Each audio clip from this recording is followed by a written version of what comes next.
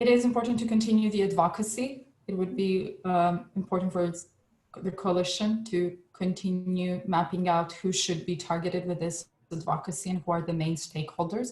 And of course, it should always include survivors as well. It is very important to get the survivors buy-in so that they can trust the system, so that they trust the process of how the system is set up.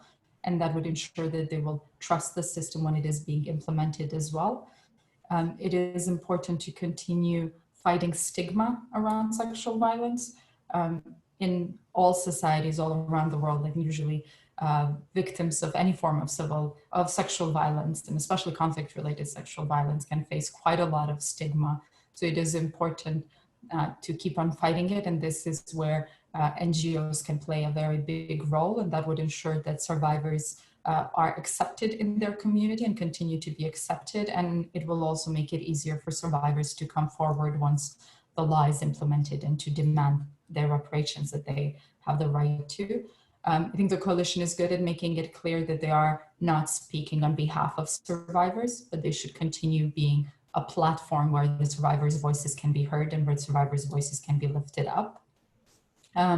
I think it is important to continue sharing experiences among the NGOs. The coalition is quite a broad coalition of NGOs that bring with themselves different experiences with different groups and experiences in different provision of different services and in different types of work. So it is important to continue learning from each other, and that could be also in the form of developing maybe guidelines on how services provided so that there's a bit more uniformity and to ensure that survivors receive the same standard of service no matter what NGO they are seeking that service from.